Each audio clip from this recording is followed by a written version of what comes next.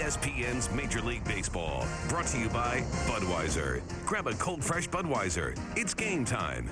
And UPS. Global shipping you can count on. UPS. What can Brown do for you?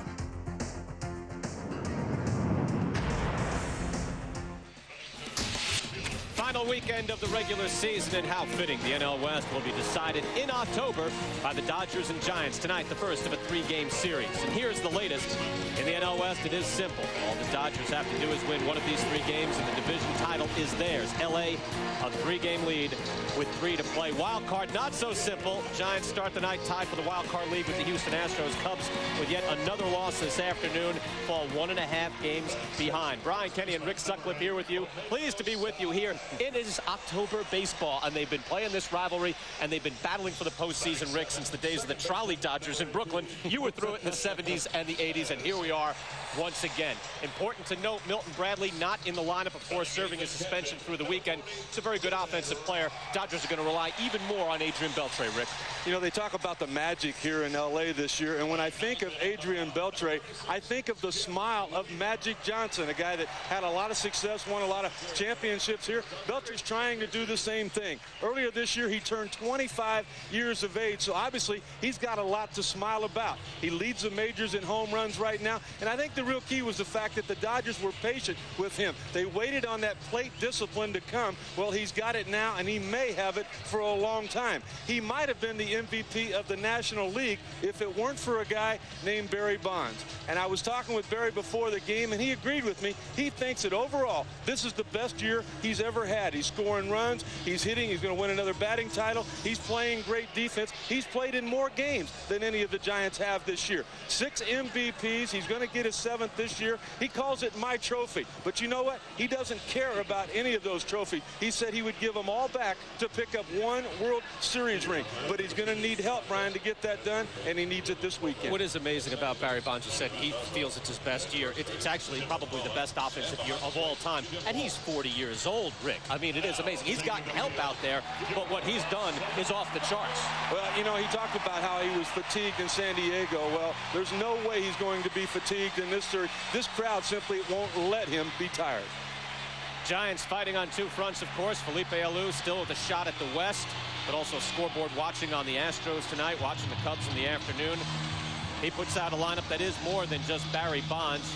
Ray Durham leading things off, and he's a real key to this offense. Gets on base, is on base up at 366. Doesn't have the same speed he used to, but Rick, still a valuable player in this lineup. Well, you think about all of the time he's been out with leg injuries this year, but you still look at those 93 runs scored. He has 63 RBIs, so he is obviously the key to that offense and getting it going. Those guys can all swing the bat.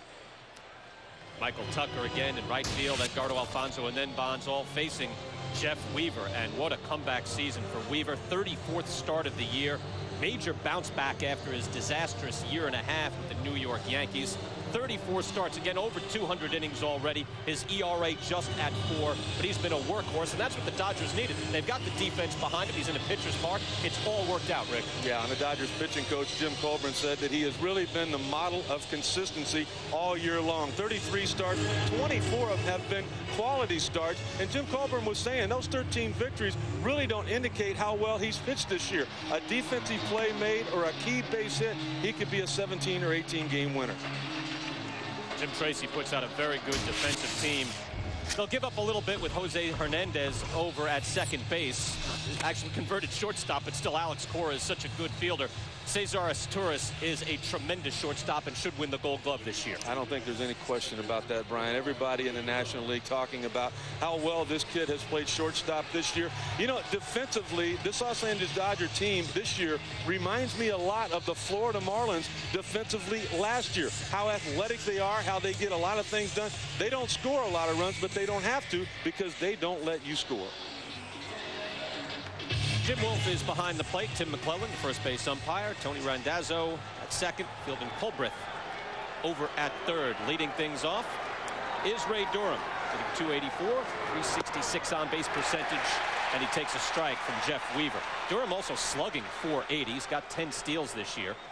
Batting average now down to .282 rather, but Durham selective and hitting for power. Wraps that. Easy out. Olmedo signs. 1 down. Jeff Weaver, 13 and 12. He's had some hard luck. Jim Tracy said he really just saw Weaver come in, let him do his thing. Rick, he said he saw in spring training immediately there was a pattern that Weaver got into when he was getting shelled by team after team. Saw teams crushing breaking balls when he got behind. He had gotten into a pattern, and Tracy just basically said this guy had not developed. He's a young pitcher. Michael Tucker steps in. The one thing that he had developed was lowering that arm slot. He was trying to get that fastball to sink more and more, but he was going about it the wrong way. Jim Colburn noticed that right away, got his arm back up on top, got the sink back to his fastball and those ground balls. Tucker hits this just foul. Pretty close. Tucker's got good pop. Been getting some play in that 2 slot in the lineup.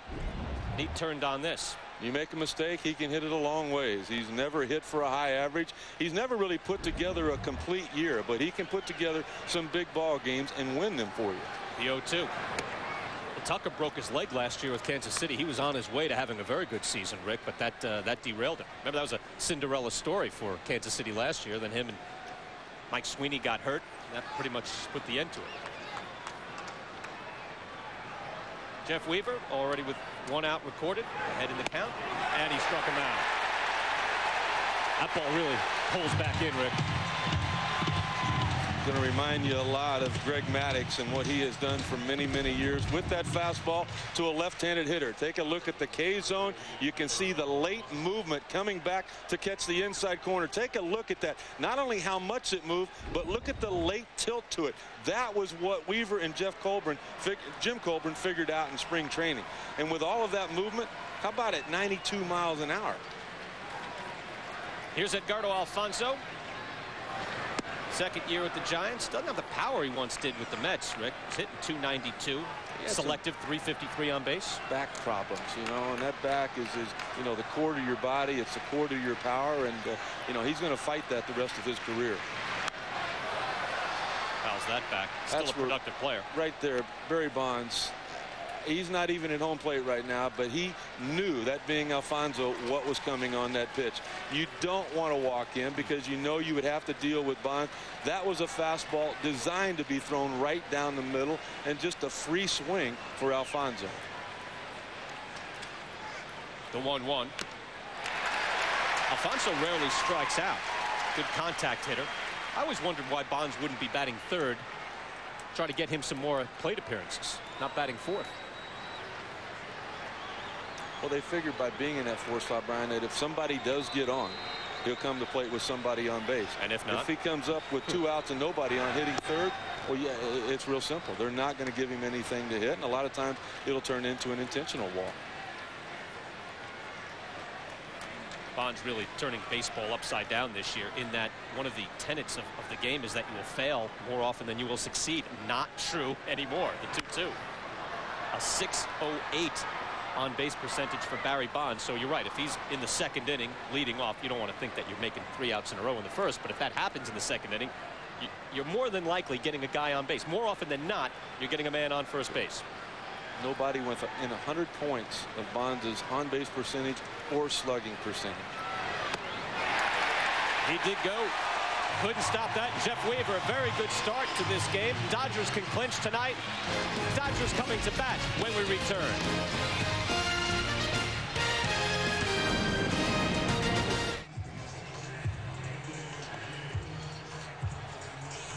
Jim Tracy seeing Jeff Weaver get a good start to this ball game for his Dodgers. 2 strikeouts in that first half of the first inning.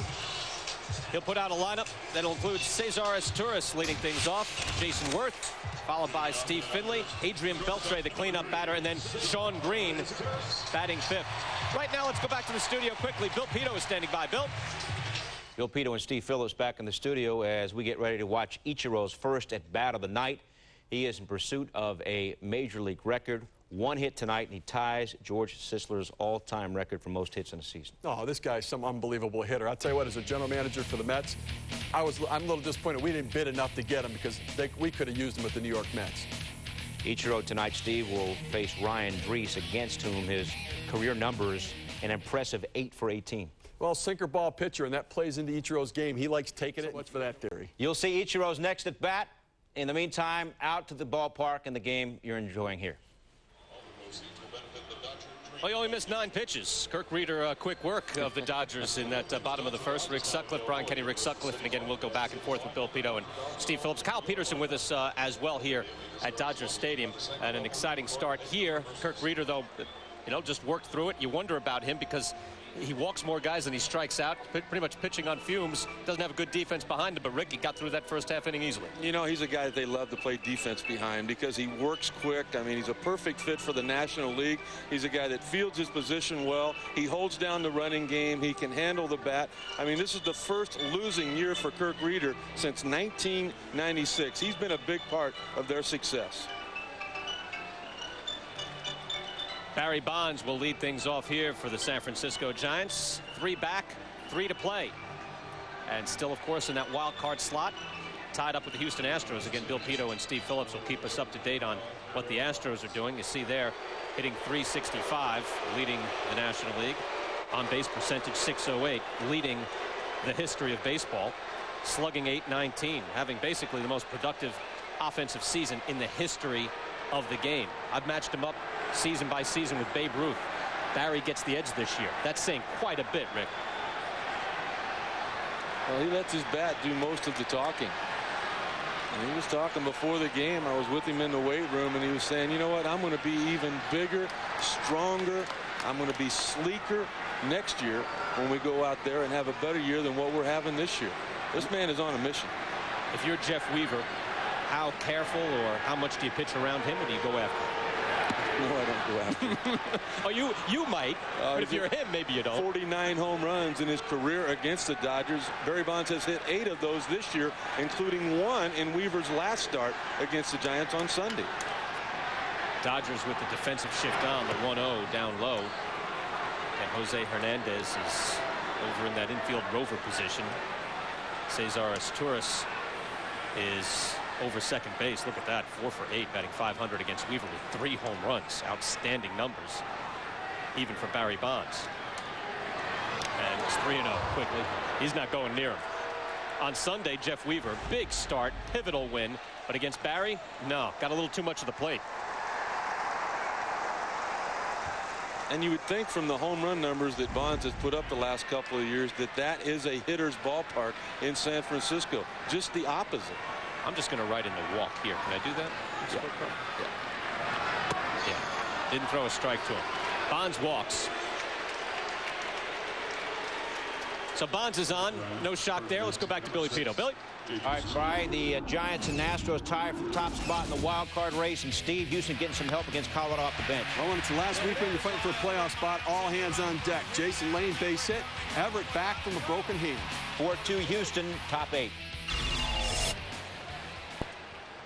JT Snow steps in with Barry Bonds on first. I thought the Astros should have dealt Carlos Beltran at the deadline. Rick, I thought they were done to pack it in. How about that? I think everybody in Houston agreed with you, particularly at the All-Star break. But the one guy that had other thoughts was the guy that they hired to manage that ball club, and Phil Gardner. He just completely turned the energy level around. Look at JT Snow and his numbers. Again, battling injuries, but a good defensive player. Batting .326, on base .430, slugging .524. It's a great guy. If he can hit like this, that's a guy to back up Barry Bonds.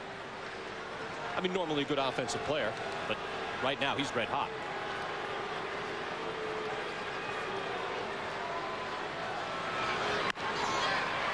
Right field. And Jose Hernandez, nice running grab. Hernandez, Rick, when you and I were doing Baseball Tonight a few years back, he was the shortstop for the Brewers, and he would make web gems. He could come up with a spectacular play. Now he's over at second base because Asturias is such a good defensive player. This is a nice play. It really is, and the reason he has to make that play is because Milton Bradley is not out in right field. Sean Green does not have the speed of Bradley, and Hernandez had to know that. If anybody was going to make that play, it had to be him. Good point. Brings up Davy Cruz. Another guy who came over here and didn't have a lot of options. Released by the Devil Rays in spring training, but now a valuable player here for the Giants. He can hit. Yeah. I mean, he fits perfectly into that lineup. Felipe Alou knows how to protect people. You won't see Michael Tucker out there against many left-handed starters. You see some platoons at different positions. You see him using the young power hitter Feliz. This team can put runs on the board. The 1-0. There goes Bonds. And it's a base hit. Bonds makes the turn. He'll go to third. Barry Bonds taken off. Barry Bonds, once an outstanding base stealer, obviously has slowed up through the years, hamstring and back. I'm surprised he took off in that, Rick, that he had hurt his back last week. Well, he knows there's only 3 days left in this season if they don't win these 3 games. You take a look at the hit and run right there. That was a straight steal. Barry Bonds did not turn and look at the hitter to begin with. He was going to steal that base on his own. He's 6 for 7 in the stolen base department this year. But what Davy Cruz saw was the fact that Hernandez, the second baseman, was covering second base. If there was a throw on Bonds, he knew he had a clean shot to play Pepper with the right fielder. So first and third, 1 out, big chance here for A.J. Przinsky.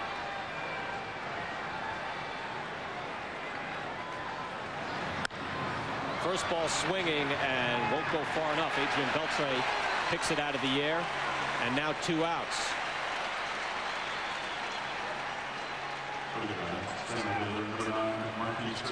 Przinsky struggling in the second half. Yeah, he really has. Hitting just 170 now in the month of September, and you have to feel like all catchers this time of the year are starting to, have those fatigue problems. We saw it in the Yankees and Boston series over the weekend with Posada and Jason Varitek. They're not doing the things offensively they were doing earlier in the year. Catchers are just gassed this time of year. Marquise Grissom steps in, 16-year Major League veteran. Big moment in this game already. 2 outs, 2 on against Jeff Weaver. And the Dodgers are in good shape, but you still have to win 1. It sounds like you're up 3 to play. You're in great shape. But Jim Tracy is, well, he's not agonizing. He's just antsy. Get that 1 win. Get it out of the way. You can rest Odalis Perez. Get him ready for the first round. If not, they might pitch him on Sunday. That ball hit well to center field. Steve Finley, and no, won't get it. Bonds comes in. He's going to score. Davy Cruz coming around. We've got the play to the plate. No, not enough. Huge smack by Marquise Grissom. 2 runs in, and the Giants are up early. Really surprised that Grissom would get a pitch that good to hit in that situation. You had 2 outs, you had a base open, so be it second base, and you had the pitcher in the on-deck circle. Take a look here, a little breaking ball on the outer half of the plate. Grissom goes right down and gets it, drives it into the alley. And you're talking about a guy who had been struggling the last 6 weeks swinging the bat, but Marquise Grissom, always dangerous. Huge 2-out double by Grissom. Giants up on top early, and we'll see now how Jeff Weaver reacts. Weaver is a guy who didn't deal well with adversity before, but that was again with the Yankees last year. Different guy this year. Kirk Rueter, the pitcher, at 0-1. And Weaver will get out of this, but after the damage is done. Adrian Beltre, Sean Green will bat for the Dodgers, but now LA down by 2. Marquise Grissom has San Francisco on top.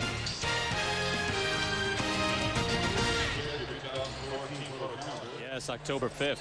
Quick turnaround. By the time the season ends, the regular season, Rick, you turn around, get a day off, and back you go. All the action on ESPN follows throughout the weekend. Marquise Grissom has to feel just wonderful. Got the Giants up on top with a little 2-out lightning. What do you think of Jeff Weaver's pitch there, Rick? Are you thinking he just wanted to get that over, or looked like just a little get-over curveball, not a whole lot of velocity on it? And anytime you've got a guy in the 8th spot with 85 RBIs, you're getting production throughout the lineup, and that's what Marquise Grissom has this year. After years of potential and promise, a sensational year for Adrian Beltre as he fouls that one back, hitting .340. On base, .394, slugging .638. And if you didn't have Barry Bonds there to compare it with, that's sensational. 3rd in batting, #1 in home runs with 48, 3rd in RBIs. And I'll tell you what turned him around. It was a little game that was invented by Tim Wallach, the first-year hitting coach for the Dodgers. They do it in batting practice every day, and they have to hit home runs to the opposite field. Major league pop up there. Davey Cruz grabs it. Sean Green will step up. Let's go to Kyle Peterson. Kyle? Yeah, guys, Sean Green, 10 years now in the major leagues, over 1,500 hits. But up until this time, he has never played in the postseason. When I talked to him before the game today, a big smile on his face. When we talked about that postseason, he said, listen, we're still 1 win away, and then he immediately turned the talk to the team. He said this team came together early in the season with all the adversity we faced. We lose our leader, LaDuca, to a trade, the injuries to Dryford, the injury to Penny, but he said we keep coming back and back. But, guys, they have history on their side. They need just 1 win, but no team in Major League history that had a 3-game lead with 3 to play has ever missed the playoffs. Well, now that you've said that, Kyle, I want you can't say, look, it's never happened. Well, anything can happen. Tracy feel a lot better. No. What a remarkable job he has done this year. His patience and watching these young guys develop. Forget about their record and his winning seasons that he's had in his 4th year with the Dodgers. Look at what he's done with Beltre. Look at what has happened with his tourists. Look at what he's doing with Jason Worth. He has pieced together a pitching staff. I know Gagne's at the end of it. Into center field. Grissom, 2 down. Now, he teaches a lot. You can tell he's in there to teach. And he has a great coaching staff to do that as well. Just to finish the thought on Beltre, if they hit a home run and they pull the baseball, Wallach has told him if they go out of the stadium, it's -1. If you hit a home run to the opposite field, it's +1. And they play for like service. You know, you got to go get me a drink during the game or vice versa. I mean, it's a fun little game, but it has taught that young slugger to use the whole field and that he's capable of doing it with power. 2 outs, and here's Almedo signs. Yeah, Wallach has done a lot for his tourist as well, who was a switch hitter that I think a lot of people were talking about, you know, just stay to one side of the plate. But Wallach turned him around again spring training. Nobody expected, well, maybe some people did, but I was among the people that didn't expect the Dodgers to be playing games in October, except for regular season games, of course, like this one. Well, but I mean, when they make the deal for Kevin Brown in the winter. You know, they really only acquired Jose Lima. Nobody thought that was going to be that big of a deal. Lima, Weaver, putting it together, hoping for Dryford. That doesn't even work out. You know, you have Gagne, but you can have the best closer of all time. If you can't get a lead to him, it doesn't matter. Well, and the guy that got the lead to him in the past was Guillermo Mota. He was dealt, along with the heart and soul of that clubhouse, for catcher Paul LaDuca. 1-2. Missed, and, of course, that might make sense. You could make that argument if Brad Penny was healthy, but it just didn't work out that way. Hesup Choi had a big hit in the bottom of the 9th last night, but he's been very ineffective. I'm going to say any hit for Hesup Choi is a big hit this year. Missed inside. Count is full. Kirk Rueter, 8-12. His ERA up at 4.81. He's pitched well of late, though. His ERA in the mid-2s over his last 3 starts. Lays that out, and another fly ball out. 6 straight fly ball outs for Kirk Rueter. He's through in 6 straight.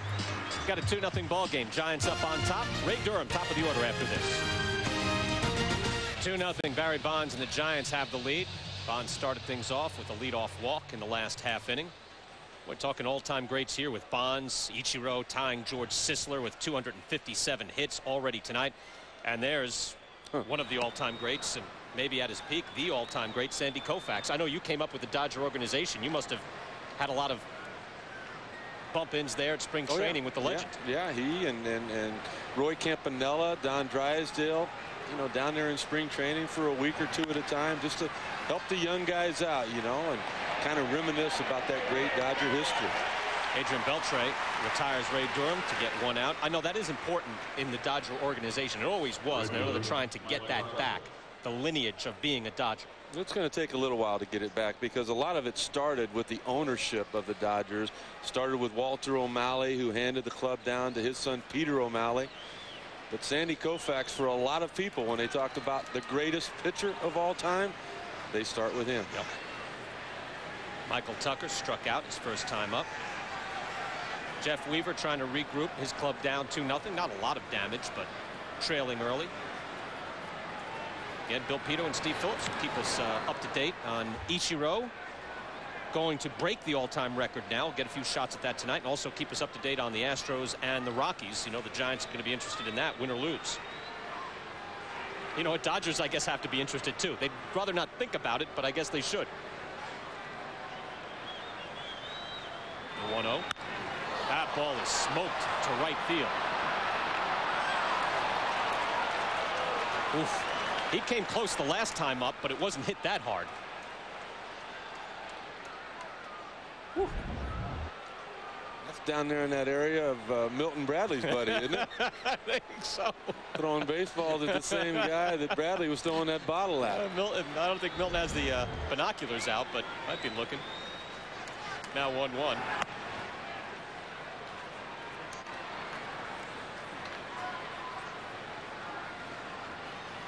We were told that Ichiro is on deck in that Mariners game. Looking for a piece of baseball history. Oh, just missed. 3-1. So says home plate umpire Jim Wolf. Weaver be a little more careful now, huh? He just kind of went wide after that. I don't know. I might have gone back in the strike zone, because by walking him, if you don't get the ground ball double play, you've got to deal with Mr. Bonds again. If you're on the hill, are you thinking that? You know exactly where that killer is in the lineup? You know what? And it absolutely, you know where he's at. And even if you do get him out, Brian, the energy that goes into getting him out, a lot of times that's the reason the guy behind him it swings the bat so well, you don't have a whole lot left to try to get the next guy out. Alfonso up the middle.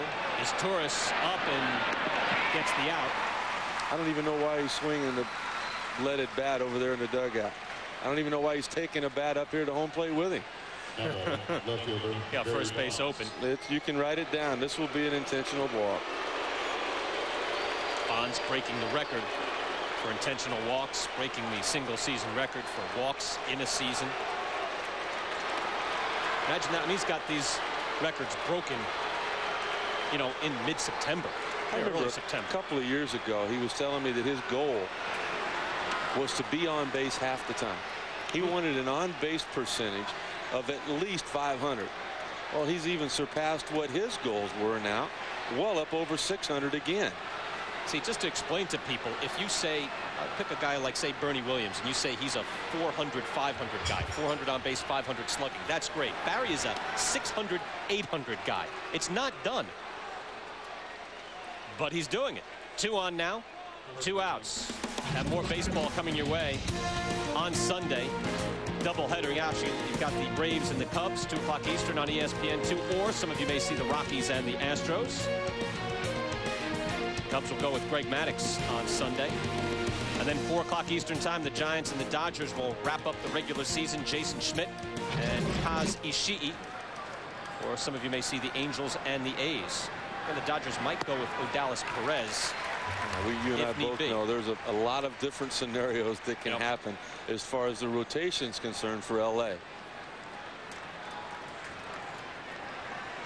Here's JT Snow. Flew out his first time up. Jose Hernandez made a nice play to rob him.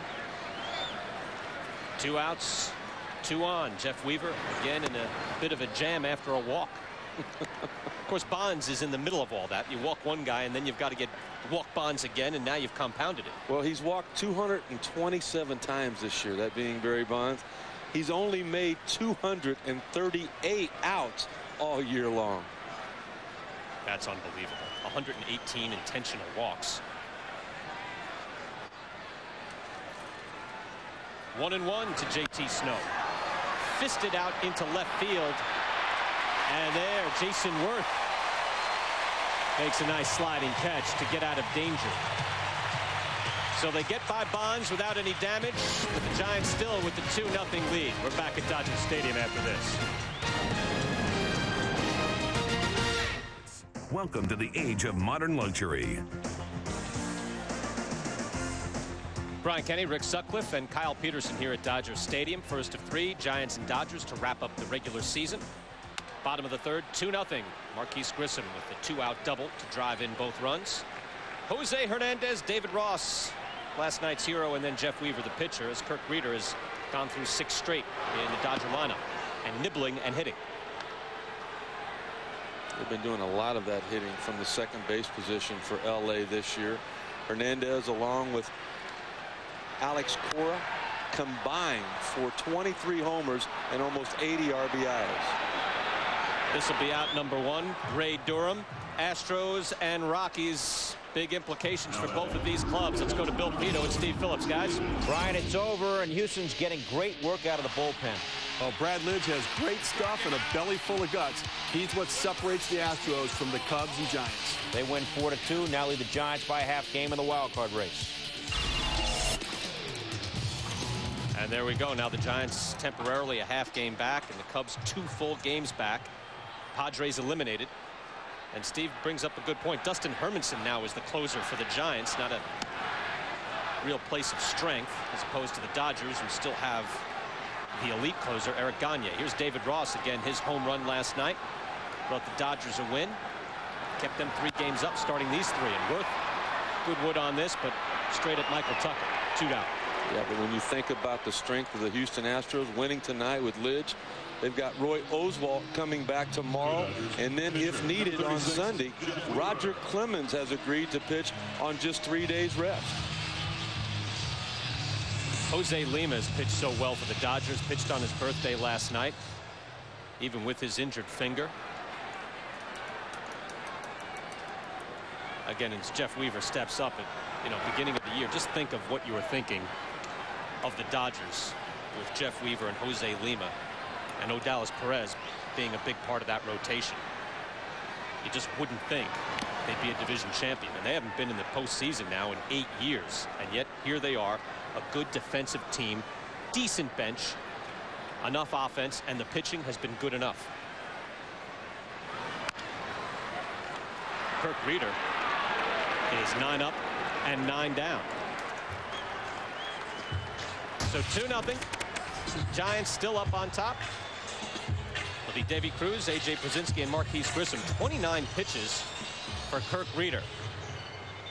Again, going through that Dodger lineup, 9 up and 9 down. Again, so much to talk about on this night in baseball. The Giants with the lead, the Astros with the win, and Ichiro looking for an all-time record. Bill Pito, Steve Phillips back in the studio. The game between Houston and the Rockies is in the books from the studio. Phil, Steve, tremendous. Ichiro, 258 hits. Giants here have a 2-0 lead on the Dodgers. Are you still hungry? You know what I love about that, though, is the fact that Ichiro was able to do that at home in Seattle. It's been a frustrating year for those fans, but that is a tremendous baseball town. That's neat that he would be able to do it for them. Top of the order for the Dodgers. They've been 9 up, 9 down. Kirk Rueter, 8 fly balls and 1 ground out, has just gone through the Dodger lineup quite easily. Cesar Izturis, the shortstop, leading things off. Rueter in his last 3 games, 1-1, a 2.45 ERA. Pitching 18 innings. I asked A.J. Przinsky, well, what do you expect out of Rueter? And he said, well, if he's keeping the ball down, he's not going to have any problems. I know you're big on Rueter, but he's been up and down this year. Right now, he's the story of this game. I'll tell you what, he's faced the Dodgers a lot of times, and he's made an adjustment here in the first 3 innings that they have not adjusted to yet. He's throwing a lot more fastballs. Kirk Rueter is a guy that normally pitches in reverse. He will use his changeup to set up that fastball once he gets ahead in the count. He's not doing that tonight. He's showing him the changeup out of the zone, but when he throws something in the strike zone, it's been that fastball, the reason they have popped everything up. The 2-2. Ray Durham gets the first out of the inning. Brian Kenny and Rick Sutcliffe here at Dodger Stadium. Kyle Peterson along with us. Left fielder. 3 games left, 3-game lead. So the magic number is 1 for the Los Angeles Dodgers. We're in the bottom of the 4th.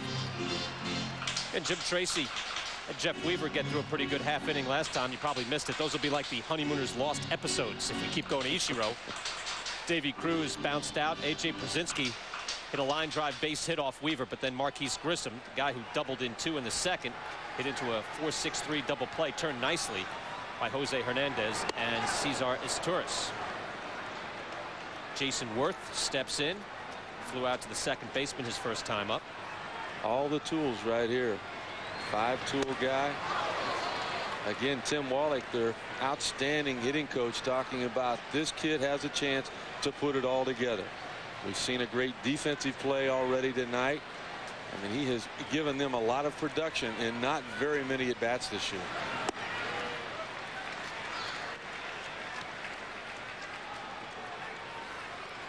Kirk Rueter lost to the Dodgers on Friday. You don't look for a whole lot of strikeouts for him. You look for normally a hit per inning.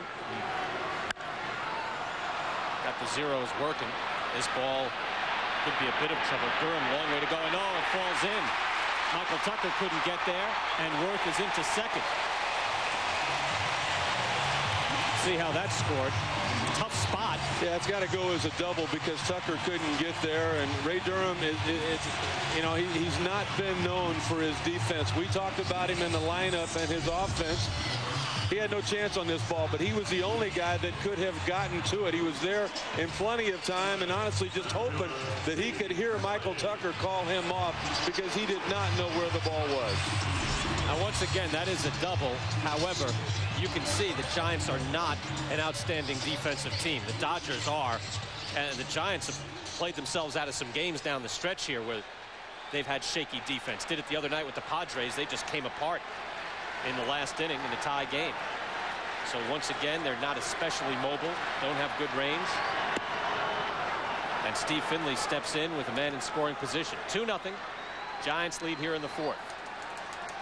Just because you can't catch a pop-up, now you bring up over 200 RBIs in the next two guys and 82 combined home runs. You see how the defense has hurt them this year. Yeah, unearned runs is usually I think the best way of measuring team defense. Sometimes fielding percentage can throw you off because you and I did it before the game. You go man by man and the range is just not there. It's not like everybody's terrible out there in the field, but a lot of old legs out there. The 0-1.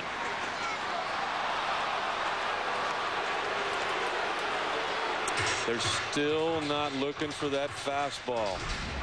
K-zone here will show us what happens on the outside corner. A generous corner, as both teams know, with home plate umpire Jim Wolf. At times a little bit inconsistent, but normally on the big side for a pitcher. 0-2 to Steve Finley with Adrian Beltre on deck. Finley came over from Arizona in that deadline deal. Brings defense and power.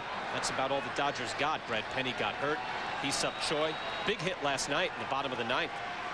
Led off the ninth inning with a double with the Dodgers down a run. They eventually tied it up and won in extra innings. But Choi has been shockingly ineffective for the Dodgers. So Finley is about it in that big move that they made in late July.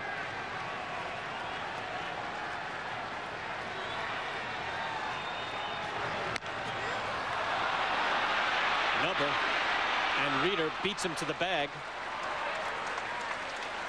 And Worth is over at third with 2 outs. We talked about Kirk Rueter being the complete pitcher and a perfect fit for the National League. You got to remember, this is a big, tall left-hander that falls toward the third base line. Look how he delivers it. You see his momentum going in that direction. Look how quick he gets turned. He knows he's got JT Snow over there, but he also knows he's the only one that could have made that play because even at 39 years of age, Steve Finley still runs well. 2 outs. They were chanting MVP last night for this man, Adrian Beltre. And they're starting to chant now. Frustrating 0 for 5 day last night as he takes a strike. He was robbed though one time, Rick. Aaron Miles of Colorado made 4 or 5 spectacular plays for the Rockies last night. Kind of lost in the shuffle of the wild card in the hunt for October, but Miles played well. Bottom of the 10th, potential winning run was on second with 2 outs, and Beltre was robbed. This ball into right field. Long way to go for Tucker, but catches it up around his eyes. So Beltre continues to be ineffective for the Dodgers. They leave a man on. It's still 2-0. Gorgeous night in Los Angeles up here on the hill. Chavez Ravine. Dodgers trail 2-0. Top of the 5th inning. Brian Kenny, Rick Sutcliffe, Kyle Peterson. Once again, we'll be kept up to date on all the races with Bill Pito and Steve Phillips back in our studios in Bristol. LA is fired up over their Dodgers. Haven't seen the postseason in 8 years. Rueter laying down a nice bunt. He digs, but he's thrown out. He can move, Rick. Speaking of Bill Pito and Steve Phillips, let's go back right now and get an update in the American League. Billy? Ryan Budweiser takes his hunting for October to Oakland, where the Angels get 4 in the second off Mark Mulder. Little things win big games. David Eckstein gets him over, gets him in. Marco Scudero playing back, mental error. Didn't get the out at first, led to an awfully big inning. Still 4-0 Angels. What do you think about the A's, Rick? I'd all but penciled them in. What's happened to their pitching? It's just been hard to figure out. Mark Mulder only going a couple of innings in that big game tonight. He was their starting pitcher. Has not had a good second half. Top of the order, Ray Durham. Almost squared. Takes the ball inside. Durham 0 for 2. Grounded out to first. Flew out to the second baseman. Third baseman, Robin. I think it's been amazing what Mike Scioscia has done with the Anaheim Angels this year. Devastated by all of the injuries that they have had. They lost Troy Glass. Garrett Anderson hadn't been the same all year. We saw what happened with Jose Guillen the other day, a lot like what has happened here with Milton Bradley. And yet they just continue to go out there and contend. Adam Kennedy, their second baseman, out for the year with knee problems. What is amazing is that the Angels pulled the plug on Guillen themselves. There was no Major League Baseball involvement. You know, the Dodgers knew there was going to be some sort of Major League Baseball ruling, so it looked like they really got involved quickly, and the 5-game suspension was not even appealed. It wasn't fought. Milton Bradley will take the weekend off. I like what Jim Tracy said too about his outfield. He says, you know, we've got to help him as a person before we worry about getting him back as a player. I mean, they're talking about anger management classes. They're talking about, you know, a possible chemical imbalance there that, you know, gets a guy to react like he did. Going back is Jose Hernandez, who gets the out. I know Kyle Peterson has talked to a lot of the players about it. Kyle, what did you find out? Yeah, guys, I was talking to Alex Cora about it today, and the one thing that he talked about was, he said, you know, it's kind of a trickle-down effect because now Sean Green has to move to right field. Omito signs one of their top pinch hitters, really, from the right side, comes in and plays first base. And he said, obviously, it hurts not having Milton in there, but the trickle-down effect and the guys that it affects is a lot more than that. But he said, you know what? We know how good of a guy Milton is, and to a guy they all say that. He said just when the switch flips, that's when he loses it for a minute. You know, we're going to lose him for the rest of the season, but they're excited to get him back. They've all forgiven him. He's said that, but well, obviously it could hurt him here in his last 3 days. Thanks, Kyle. You know, he did go off as Michael Tucker steps in, but it's funny, between the Frankie Francisco thing and now this, you have to take into account that there was a bottle thrown out and that sometimes these athletes are treated like animals in a zoo by fans. I don't think you pay a ticket. You have a right to scream whatever you want at a player. I don't think so. You can, I don't know. To me, I never heard what people said anyway, because when, you know, as a visiting player, you go on the road, they're going to try to get inside of your head. But to have something thrown at you, I mean, that doesn't mean that you have the right to throw it back. But I can understand where you would be upset having a bottle thrown at you.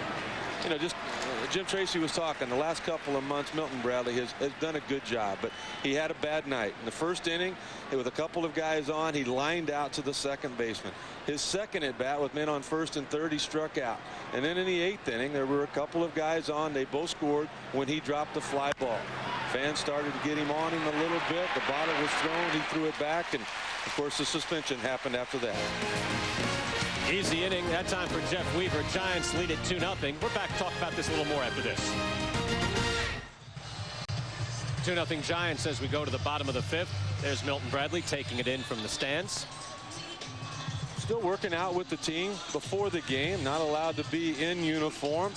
Getting some help, as we talked about, and like you said, I mean, he will be welcomed back with open arms if he is allowed to come back for the postseason. Of course, according, you know, the Dodgers have to get there first. Sean Green swinging on the first pitch, rips that to right. Oh, nice grab, Michael Tucker.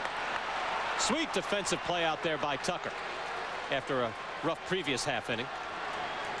Now batting, first baseman, I don't blame him so much on that last inning. That ball fell in, breaking up the no-hitter for Rueter. It was Durham, the only one that could have gotten there. This is really a nice play on a ball that was sinking hard. Sean Green cannot hit the ball any harder than that. He was just flat out robbed by the Giants right fielder. Look at that. Rueter knows. Ball was scorched. Green has had some good at-bats over the last few days. Excellent play by Tucker. Olmedo Saenz steps in. Jose Hernandez on deck. And getting back to Milton Bradley, I think when all is said and done, basically he let his team down, and he's a guy too that is losing equity. When you leave one organization and then get a fresh start with the Indians, and then you're run out and you go to the Dodgers, and everybody here, Jim Tracy loves him, and the media here. I talked to Bill Plaschke of the LA Times, and he said, boy, he's been great with the media, with teammates, fans, but you blow up like that, now you're taking yourself away from your team. And here it is again, and it's not even as much. I can see, and you talked about how frustrated he was. He's getting out of control, makes the error. Now the bottle came out at him. He didn't throw it at anybody, just threw it down. But at this point, Steve Finley got teammates trying to calm him down, trying to keep him in the game, and he just would have none of it. At that point, he's out of control. Got to get him some help. You know, it's happened too many times with him. Like you said, it happened in Montreal, it happened in Cleveland, and now again it's happened here. You got to take care of him personally first before he gets back out there on the baseball field. A little mixing and matching defensively with Bradley out. And when you think of the outfield that they have with Bradley and Finley and Worth, that's a very good defensive outfield. You know, and Bradley agreed to go to right field when Finley came over. Yep. He went in and volunteered to do that. I can't help but look at the outfield here, though, for the Giants. And, I mean, you got to go back to World War II to find an older outfield than what Felipe Alou has out there tonight. I mean, they've got some, you know, they've got some years in them, but they are still every bit productive. It's a good point. I mean, the last time they had something that old, baseball was in Washington. I don't mean about the new Senators, the old Senators. 2-2 to Olmedo Saenz. Saenz and Ventura platoon at first base. Sean Green gets some time there, but Green in right field because of Bradley being out. Saenz reaching at that and sending Barry Bonds back and sending it out. Dodgers are on the board.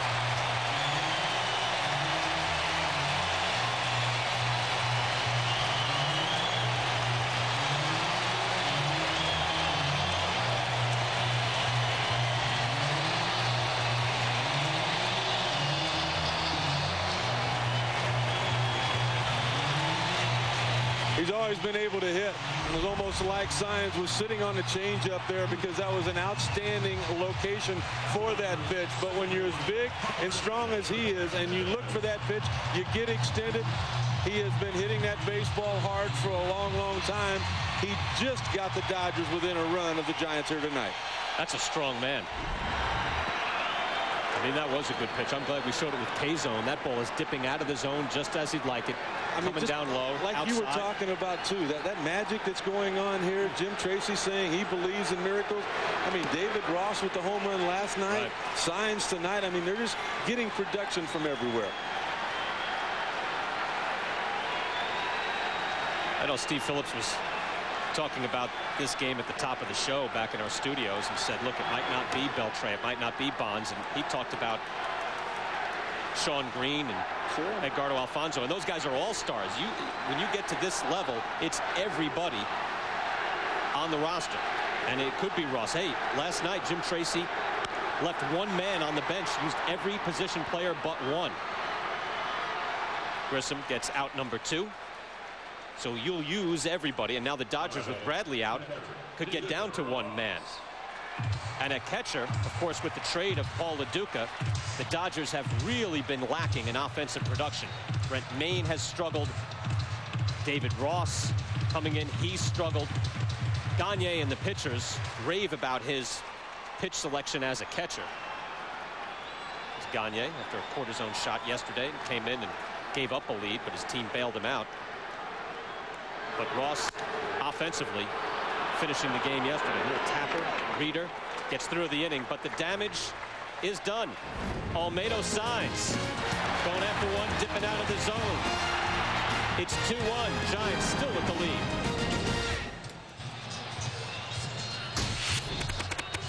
2-1 now. Giants up on top in the top of the 6th.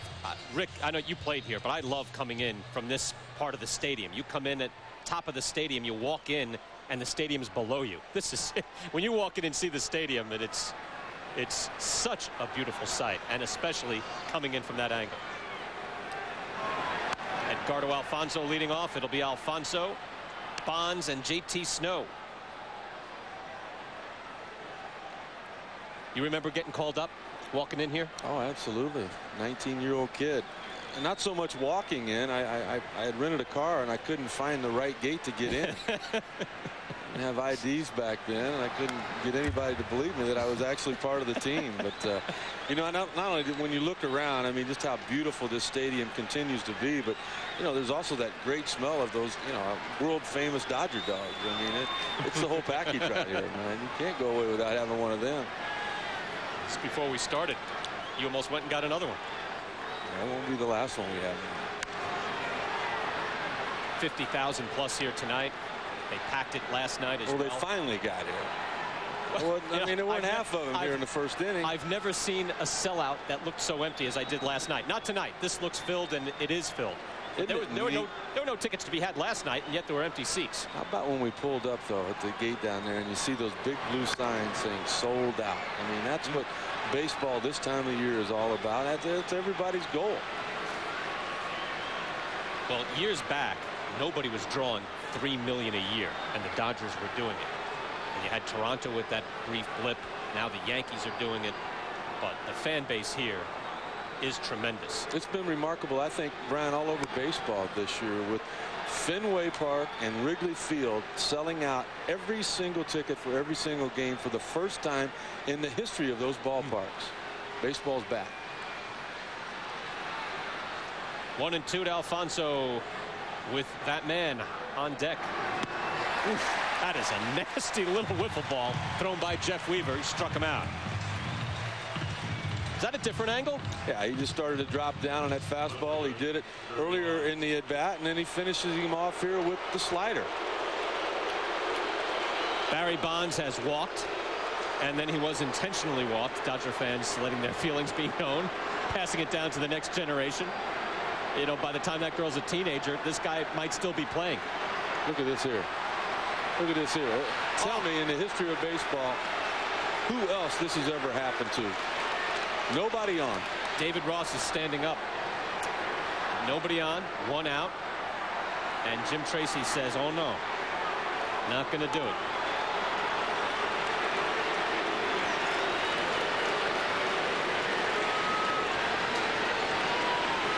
And you've got guys who walk 100 times a year, Rick.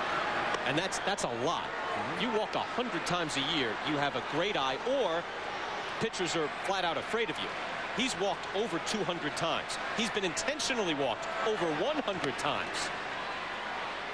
It's unbelievable. It's never happened like this before in the history of the game.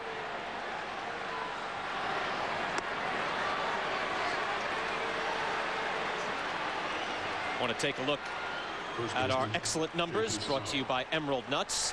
And you really, again, with Ichiro's record, it is sensational, but this I think bears note above all else this year. Barry Bonds, an on-base percentage of .608. It will break the all-time record held by Barry Bonds, 2002. And then the best Ted Williams year, .551. The best Ruth years in 23 and 20. He's on base more, a lot more. Incredible. We saw numbers too. There are a lot of Hall of Famers that didn't have the career intentional walks that Barry Bonds has this year alone. Not only that, as JT Snow steps in, nobody has ever done this at the age of 40. I mean, that's almost a given, but let's just note that as well. Nobody's had these. I believe from the studies I've seen, Babe Ruth and Hank Aaron had some of the best older years in the history of the game, but they're not even close to what Barry Bonds has done.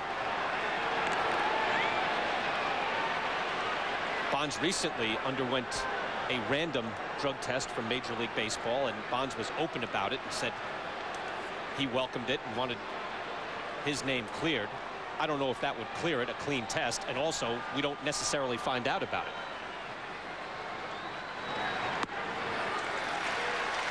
Bonds said he'd be open to more testing. Yeah, I talked to him quite a bit about it this afternoon. He thought it was kind of funny that he just 2 days ago received the last test. You know, a lot of these teams were tested earlier in the year, but the Giants are one of the last teams that they got around to testing. But, you know, he was perfectly clear with it. He said, you know what, I don't care if the results do get out. You know, we can set the record straight that I have done all this through hard work. Weaver gets J.T. Snow for 2 outs.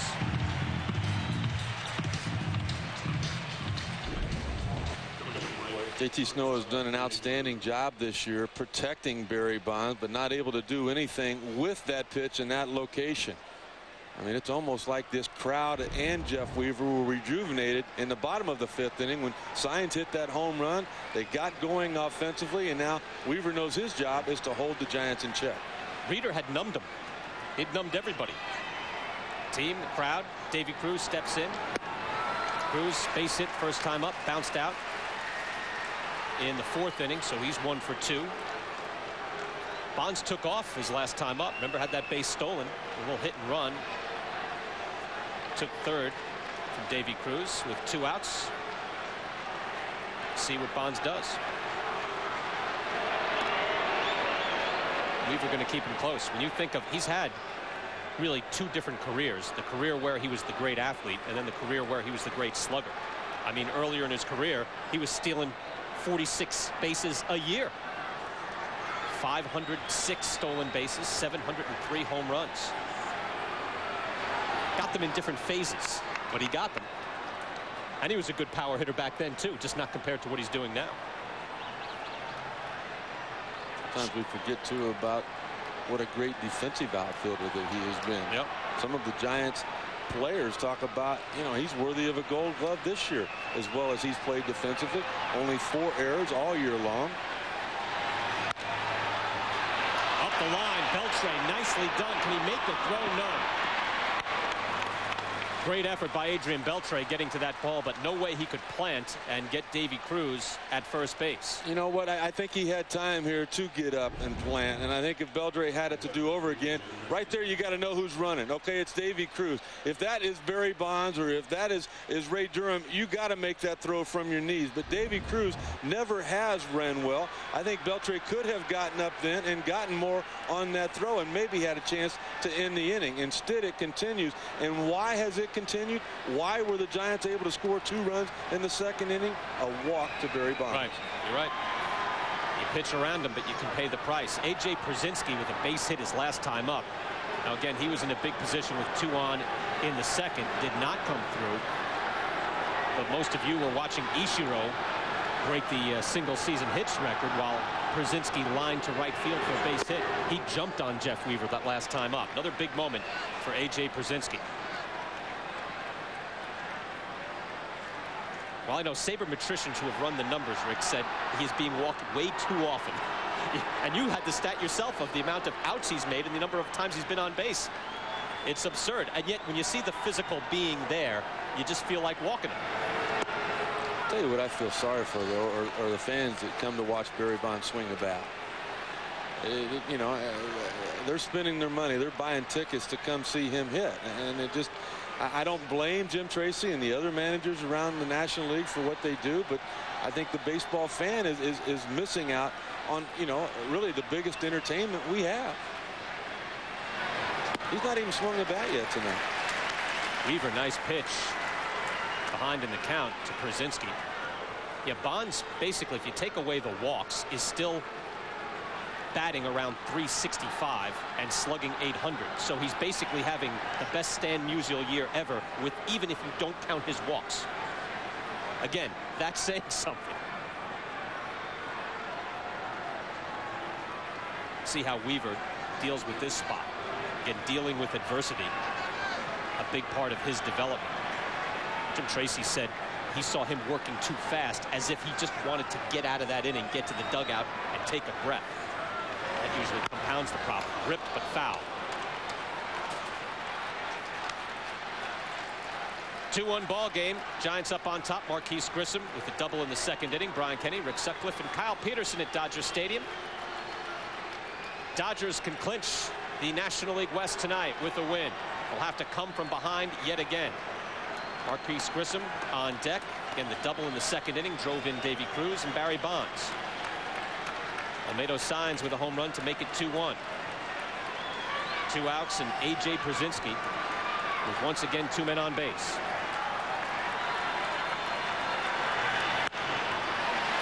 Popped up.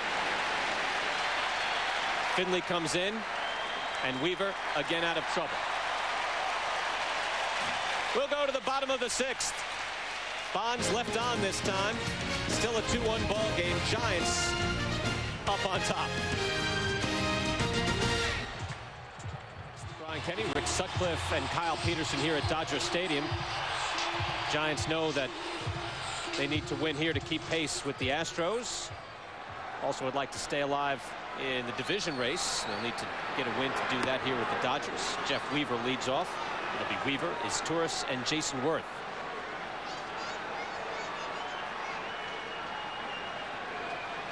Good pitching by Kirk Rueter, giving up just 2 hits. Little fly ball to right field, and then Olmedo signs went down and got a changeup out of the zone and put it into the left field seats. I think that's really been the key, is what you said there, Brian, the fact that he has been pitching. He's mixing in the changeups now, the second, third time through the order. You'll see more and more of that pitch. He set it all up with the fastball the first time around. San Francisco a little dinged up, lost one of their key bench players recently. Let's go to Kyle Peterson. Kyle? Yeah, guys, just a more scary situation tonight for the Giants. The last play on Wednesday in San Diego. He made the final out of the game. It was a sac fly that ended up winning the game for San Diego. But at the same time, he tripped over the mound on right field. And at the time, they thought it was a real serious knee injury. When I talked to him today, he said he hyperextended his knee. And at the last minute, fell. He said if I'd have put more pressure on it at that point, he thinks he would have blown his entire knee out. As it was, it's just a sprain. He was limping around today, but he thinks possibly he could be back as early as Sunday. Yeah, not much more could do on that play as Cesar Izturis fouls this off. Let's watch this again, because Moore is going after this ball. Men on base, extra innings. So again, bases are loaded. Now he's thinking, is this ball fair or foul? And then you hit the mound in the bullpen. I don't know what else he could do. If you just read the account, you might think, well, you let that ball just fall. But there's no way he could be thinking that. Well, could he? Oh, do you disagree? Yeah. Come on, Rick. Going after that ball, he was in fair territory until he took an extra step. I think you got to know where you're at. And you'd let that fall? Would you have the wherewithal to know to let it fall there? It depends on your arm strength. You have to know where you're at on the field. When your manager brings you in to begin with, he's telling you to come in to the furthest point where you can make an accurate and strong throw to home. You can see he had to go back to begin with from where he started. See where he's at now. He started in about 15 feet shallower than that. You got to remember that mound is there. And I mean, I just don't think he really knew where he's at. That is a huge blow to them, though, Brian, because he, along with Michael Tucker, I mean, they both play terrific defense. It gives Felipe Alou some options late in the ball game, but without him, one of those options and big options is gone. I think you're being a little rough on him. I really do. You're being a little rough on him. I don't know if how you could figure that he's going to know the mound is there. He's that far off, and you're going to trip. Well, and you got to know too that it's Kerry Robinson at third base. That's one of the faster guys in the league. Can you throw him out from that mound as to where you were at? If he hadn't tripped, maybe he would. No, you don't think so? You got to know where the mound is. You can look over and see it there. You spent a lot of time on your own mound, just looking over, saying, "Hey, you got to catch that ball." And also, I think that's what it is. You know, too, playing at Wrigley Field. I mean, those mounds are there on both sides of the field, and you see a lot of visiting teams come in and struggle with that. Down low, 2-1 now to Jason Worth. I hear you. We don't have to agree every time. You got on Beltre too for making that throw. I guarantee you could go talk to Beltre. He'll tell you, you know what, I had more time than what I thought I did. I hurried that throw. It's been a great year this year for third baseman all the way around. You got to feel like Scott Rowland's going to win the Gold Glove, but Adrian Beltre it's been by far his best year defensively. Ramirez in Chicago has just been terrific. Good offensive years for all these third basemen, too. That was a few years ago, Rick, where Chipper Jones was head and shoulders above everybody else offensively at third. I mean, he's in the middle of the pack now.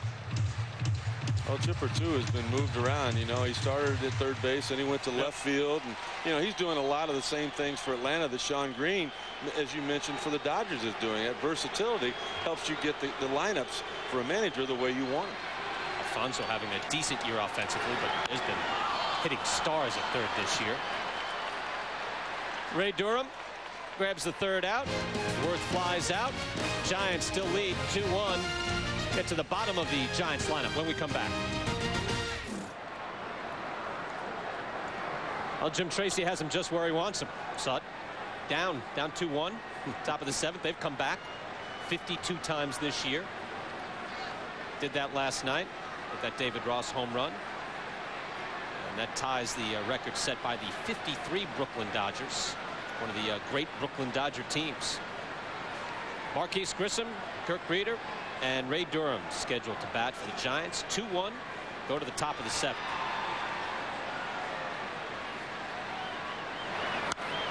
I love how Marquise Grissom wears his uniform.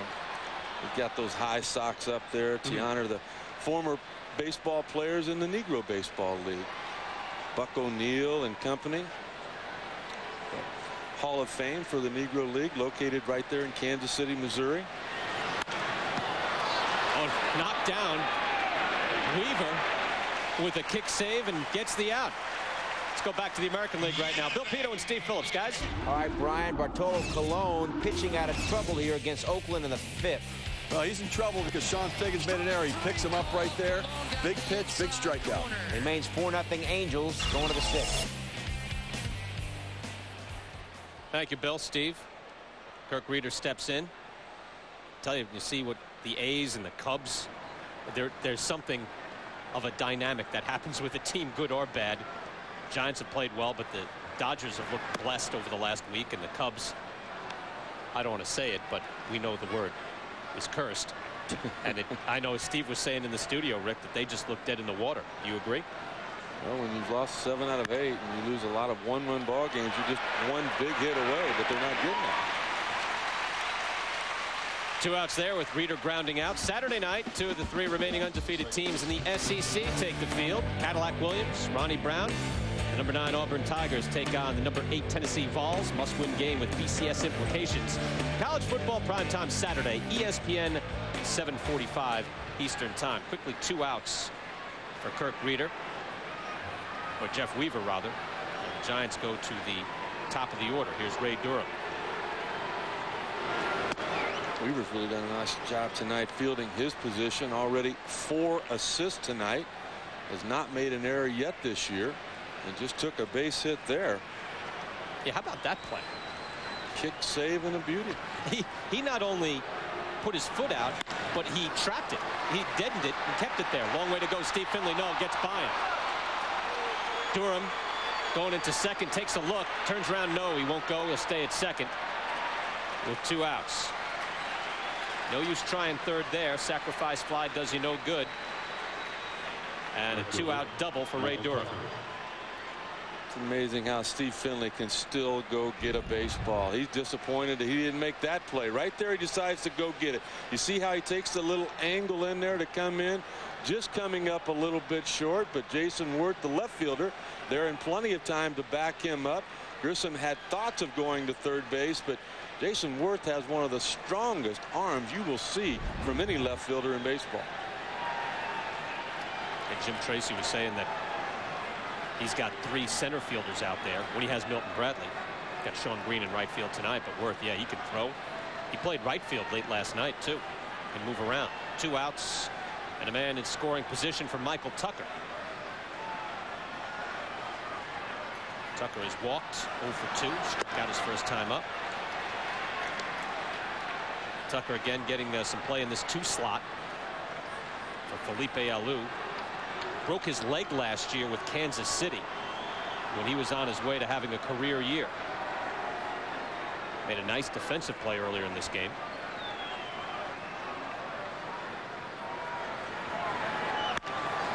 Rip base hit. Durham coming around, and he's going to score. Giants have a 3-1 lead. Big 2-out hitting for the Giants tonight. All 3 of their runs coming with 2 men out. Back in 1992, Michael Tucker was the #1 pick with the Kansas City Royals. They expected a lot of this right here. San Francisco got some production from him. They know that he can go down there and drive in runs. A pretty good pitch on the part of Weaver. But Tucker, one of the better low ball hitters in the game. I mean, that pitch was right to his strength, and he adds to the lead. So Tucker with the RBI. Brings up Edgardo Alfonso with Bonds on deck. Jim Colburn can have a chat. That's what this conversation is all about right now. You want to buy a little bit of time for your left-handed reliever to get ready in case the bases are loaded and you have to pitch to Barry Bonds. Colburn out there to buy a little bit of time. He's not going to tell Weaver that. He's going to tell Weaver what he thinks he can do to be successful and get Alfonso out. Mike Venefro has some wicked left-handed action and is just the type of guy that you'd like to bring in against Barry Bonds. Jeff Weaver going 6 2/3, giving up the 3 earned runs, pitched reasonably well as Alfonso steps in. Hung that, but it's out of play. Almost not. It's one thing you have to deal with here at Dodger Stadium that most of the other ballparks don't have, and that is a lot of room in foul territory. Ball actually came down on the tarp, but no way that the left fielder, shortstop, or even Beltre could have gotten there to make that play. I thought for sure that was going in the stands. It fools you here. I mean, it's amazing how much more foul territory they have here than most of the other ballparks. And they've taken away a lot of it with these new high dollar seats they've put right behind home plate. Love the way Bonds was standing there. Could he be a little calmer? Kind of leaning on his cane. Or his cudgel. 2 outs. Michael Tucker aboard. Bonds on deck. That's all he's needed that bat for tonight, is to lean on it. Yeah. He hadn't been able to use it. Yet a big impact. Scored in the second. Well, like we talked about in the open, for him to get to the postseason again and get that World Series ring that he wants, he needs help from his teammates, and he has gotten it tonight. Durham scored a run. Tucker's driven in one. Grissom in the A spot with a couple of RBIs. A couple of weeks ago, I saw Phil Jackson, the Lakers coach, out here, or he was before, and I remember what Phil did with Michael Jordan in Chicago. He said, you can win all the scoring championships you want, but if you don't get the others involved in the offense, we'll never win a championship title. Well, that's what Barry Bonds has done here in San Francisco. If you're going to walk him, he'll absolutely just take it. Maybe steal a base. I mean, 128 runs scored already for Barry Bonds this year. Look, Marquise Grissom, Pedro Feliz has hit well. JT Snow, Tucker. Ichiro with 258 hits now. Yeah. Up just a couple of days ago, had not scored 100 runs yet. Now that has nothing to do with Ichiro. Right. It has to do with the guys that hit behind him. They're not driving him in. But Barry Bonds has gotten some help from the people behind him as of late.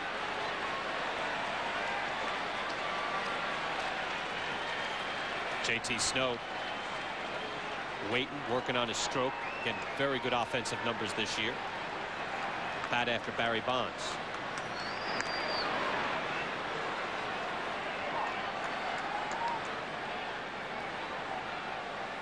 Giants defending division champions. They've been first or second 8 straight years. As Weaver is going to have a little help real soon. Beautifully done by Jeff Weaver. So he gives up another run that gets out of his own jam and avoids Barry Bonds. Finley, Beltre, and Green after this. Jeff Weaver upset with himself. He had 2 outs and nobody on, and then Ray Durham with the double that got under the glove of Steve Finley, and then Michael Tucker jumped on a pitch and drove in an insurance run, so it's 3-1. Weaver likely done at this point for the night. Pitched fairly well, but not as good as Kirk Rueter. Finley, Beltre, and Green, heart of the order for the Los Angeles Dodgers, down 3-1 here in the 7th.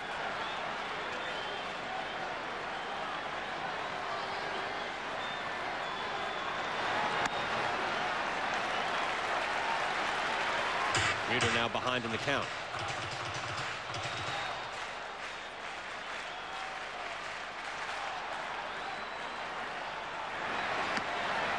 Got it, 2-1. I had to figure that was going to be a strike. I don't blame Steve Finley for taking it, though. If he can get on base, Beltre, the major league leader in home runs, in the on-deck circle, but Rueter has not walked anybody as of yet tonight. Just missed there. Finley, 16 years in the bigs, part of the National League champion Padres in '98, World Series champion Diamondbacks in 2001. Down the pipe, and the count is full.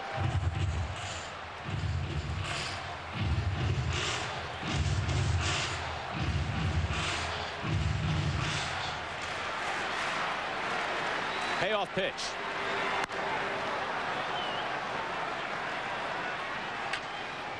Rueter's gotten into a nice rhythm, and I like the way he's battled back here, giving him nothing. Looks like the guy we've seen the last 7 straight years with 10 wins or more. I mentioned in the open he has not had a losing year since 1996, but with an 8-12 record right now, that definitely is going to change. They'll do it again. The 3-2 hit hard by Finley. Center field, way back. Grissom goes back, and oh no! They're within 1.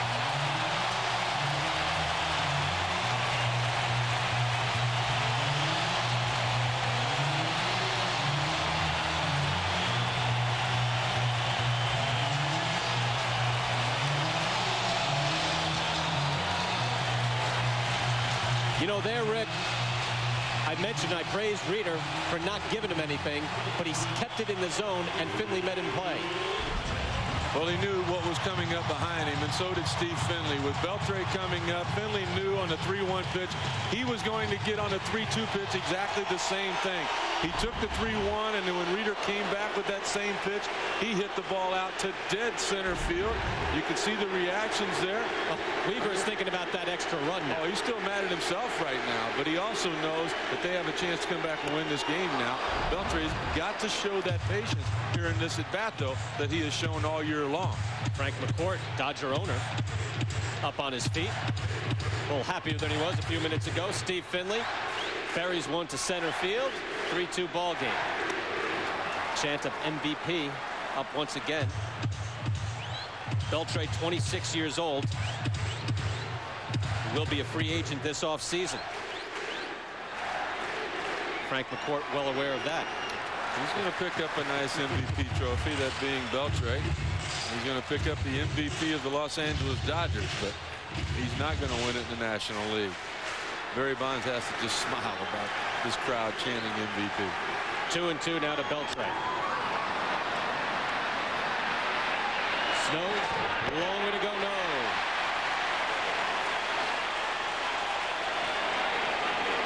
Snow went into that slide, and we've seen him make that play many times before. I'm a bit surprised. You talked about how big this foul territory is here, Rick. Yeah, but one thing different about this ballpark as opposed to San Francisco, that is a turf surface. It's not the normal warning track surface where it would give when you go to slide on it. He got his cleat stuck in it, and he's real lucky that he doesn't have the same kind of knee that Dustin Moore has right now. So new life for Adrian Beltre, and the 2-2. Just got under this, but a long way to go. Out number 1 for Barry Bonds. Frank McCourt looked happy a moment ago. Let's find out now. Kyle Peterson. Kyle? Yeah, thank you, Brian. Here with Frank McCourt. And Frank, we talked in spring training when you had just purchased this ball club. When you look back now on the entire season, does this meet what your expectations were heading into the year? Oh, this is exactly what we had hoped for. No question. You know, we promised the fans here in L.A. we'd bring that winning tradition back, you know, and these guys have just done an outstanding job battling back night in and night out, day in and day out. 52 come from behind wins. We're calling them the battling bums, you know, not the cardiac kids, the battling bums, you know, so they really are something else. Frank, you were born and raised in Boston. Obviously, the Boston-New York rivalry, so big on the East Coast. Now you see the LA-San Francisco rivalry. In this case, it's going to decide the division. Where would you rank this as opposed to that Yankees-Red Sox rivalry? Well, I think rivalries are fabulous in sports all around. And you're right, I'm familiar with that East Coast rivalry. But I think this has every bit the history. And I mean, you've seen these teams battle it out here. Last weekend was just unbelievable when we went up there to San Francisco. Real playoff atmosphere. And here we are again this weekend, last weekend of the season. And I think it's great to see this rivalry between these two great cities, LA and San Francisco, back. Frank, we appreciate your time. Congratulations. Yeah, thanks very much. Good to see you again, Kyle. Brian, back to you. All right, thanks, Kyle. Olmedo Saenz steps in after Sean Green grounded out for Rueter. Saenz with his home run in the 5th inning. Made it a 1-run game, and now the home run from Steve Finley once again cuts the lead.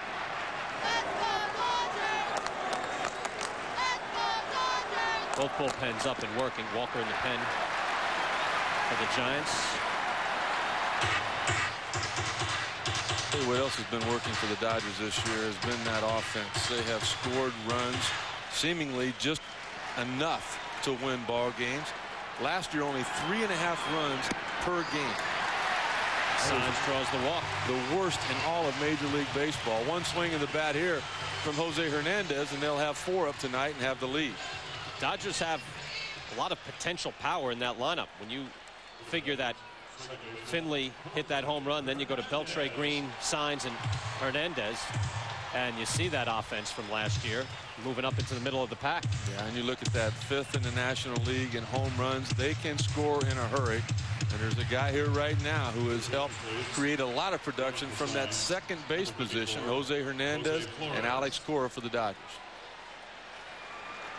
Jose Flores running for Olmedo Saenz at first base. Potential tying run with 2 outs. And we saw Tyler Walker up. Scott Air is now up and kicking the dirt in the bullpen for Dave Righetti, the pitching coach. So 2 outs in a 1-run game. Dodgers trying to come from behind once again. I mean, lost in that Milton Bradley game, Rick, was the Dodgers down 4-0 in the 9th and coming from behind to win. I don't care if it's against the Rockies and their bullpen is weak.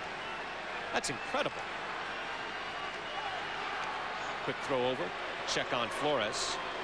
Jose Hernandez flied out twice in this game, but Hernandez again with real power for an infielder. Comeback you were talking about took Sean Chacon from being the closer for the Rockies. He's now one of the setup men.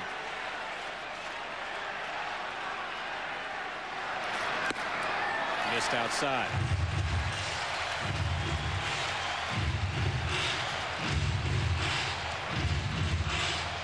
.52 come from behind wins. Again, that 1953 Brooklyn Dodger team is considered by many people to be the best Brooklyn Dodger team of all time. Didn't beat the Yankees in the World Series, but if I'm correct, I believe 105 wins. If I recall correctly. Painting got the outside part of the plate, 2-1. Well, we know too that a comeback win qualifies when you're just down 1-0 early in the ball game. I think the biggest reason for all those comeback wins is twofold. One, the starting pitching has not been that great. It's been kind of a revolving door with that rotation. But 2, this is one of the best benches that the Dodgers have had in a long time.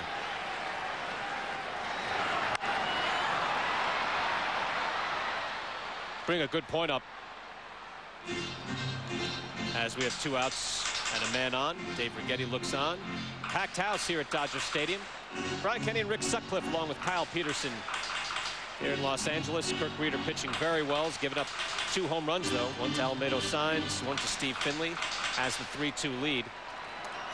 You're right. Those aren't just cardiac kids moments with the come-from-behind wins. But in the last week or 2, they have been winning late. And after Gagne, I thought I was very impressed, Rick, because after Gagne gives up the run to give up the lead, Hee-Sup Choi leads off with a double. They get in a pinch runner. They scratch for a run. They did it with Alex Cora last night. He had men on first and third. He immediately just got a productive out, ground out to the right side of the infield. These guys play well in the late innings. They'll do the small things to win. Big things, too. The home runs are big things, but they'll do the little things as well. It's like right now, a lot of people wondering, well, why didn't Felipe Alou go get Kirk Rueter and bring in the right-hander to face Hernandez? Well, Felipe knew that Jim Tracy would go to his bench, and he's got Robin Ventura, a left-handed bat, sitting over there that has been productive. Ventura probably coming into the game with the pinch runner out there for signs anyway. 3-2 with 2 outs and the tying run aboard. Right field, and Tucker is there. So the Giants skate by and still have the lead, and Barry Bonds will lead off. We're back after this. Chavez Ravine, Giants lead the Dodgers 3-2. We're in the top of the 8th inning. Barry Bonds, J.T. Snow, and Davy Cruz scheduled to bat against Mike Venefro.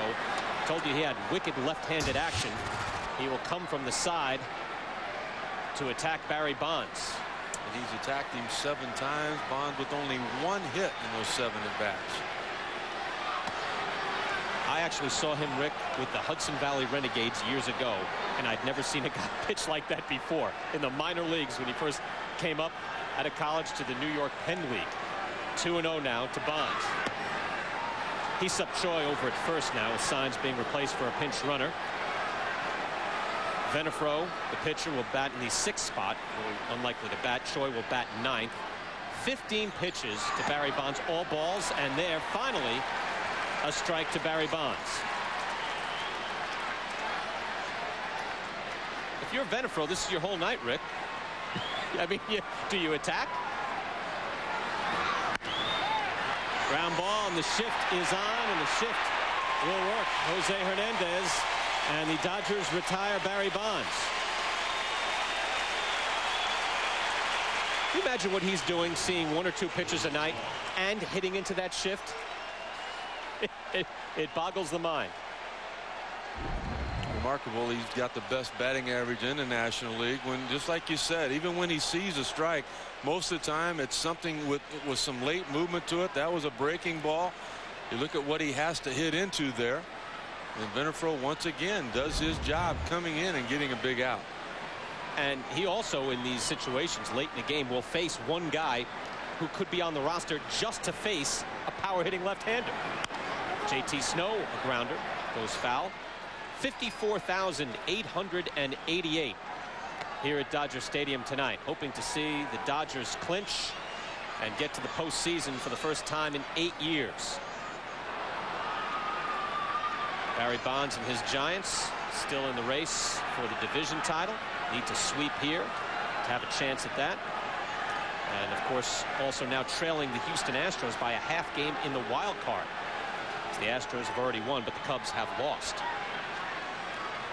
Braves also securing home field in the first round with that win over the Cubs.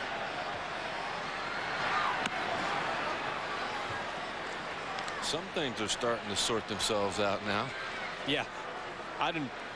How much did we talk about tiebreak situations, and then we elected to let's let things settle a little bit before we get into Team A, Team B, and Team C. There are all sorts of scenarios. Snow rocks this to right field. Going back is Green. No. Or does he? No, he doesn't. Home run for J.T. Snow. Green made a good effort, but couldn't bring it back in.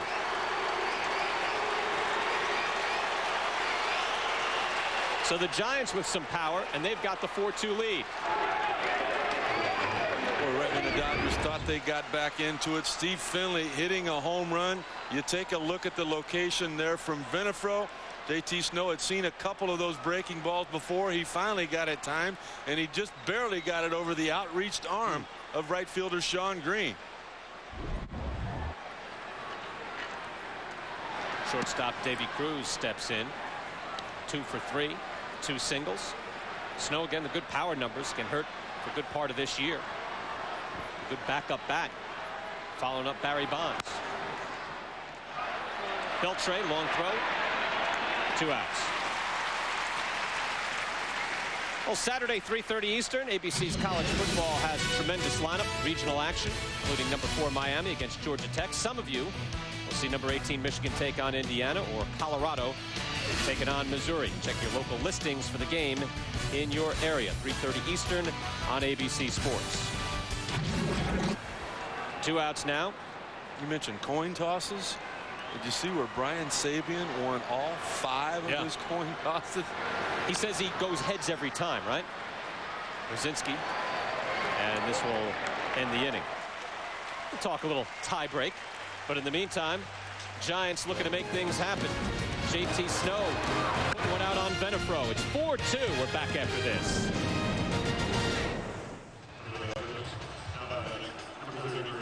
Mike Venafro getting an explanation there. He got into the zone of JT Snow, who put one out, and it's 4-2. Giant fans used to this. Here comes Jim Brower. I was going to say, with 88 appearances, you don't really need to introduce him to anybody from San Francisco.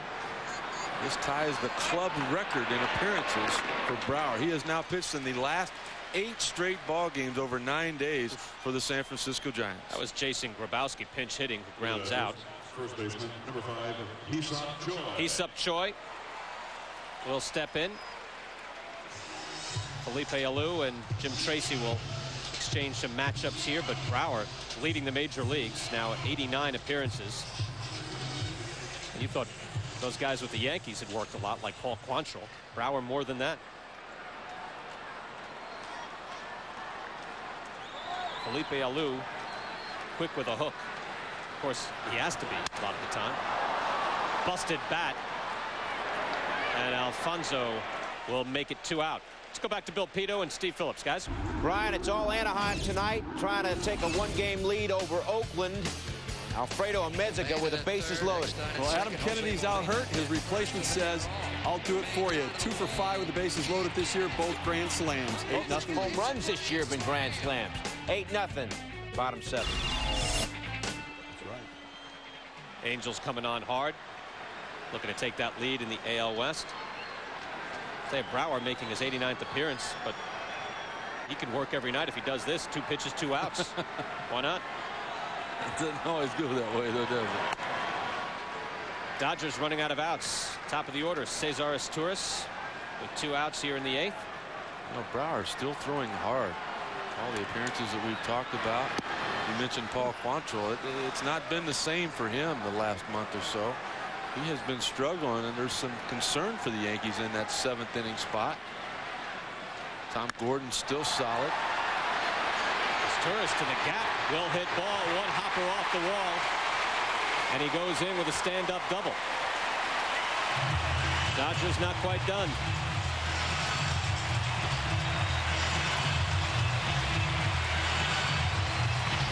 Started hitting from the left side back in 1996 with Toronto. We look at the K zone. You look at the discipline. He got a pitch up, starting to get more and more aggressive from the left side of the plate. Brian, he reminds me a lot of a young Ozzie Smith, a young Omar Vizquel, on how they got to the big leagues with their defense, but they became pretty good offensive players. Jason Worth steps in with Steve Finley on deck. Finley, who had already hit a home run in this game. 4 hits for Los Angeles, all extra base hits, 2 doubles and 2 home runs.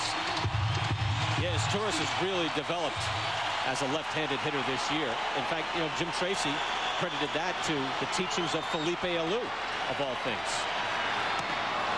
Worth chases, and it's 0-1. He said that, again, Tracy had worked as a coach for Felipe Alou for a number of years. The bench coach for 4 years. And he had said that Alou had told him, when you have a young player, don't take away. Don't take something away from a guy.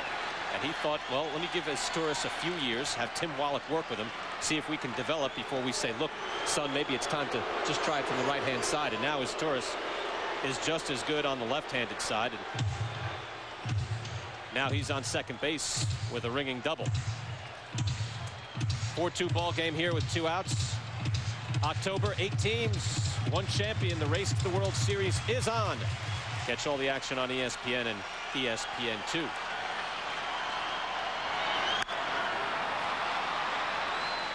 Young Jason Worth getting his chance in this lineup with Milton Bradley suspended for the rest of this regular season through the weekend. Here's really the last thing for Jason Worth to learn as an offensive force. Just .219 in these situations with runners in scoring position. Just You know, he gets a little bit too excited. This crowd's on their feet. They get a little bit louder. You have to stay calm. He'll learn it. He'll figure it out. 0-2 from Brower. Nice work from Przinski. Keep that in front of him.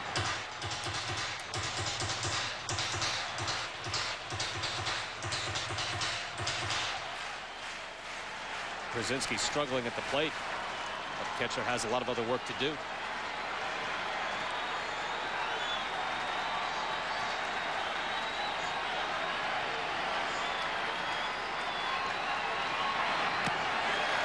Two and two. This tourist runs well. But now LA down by 2 runs.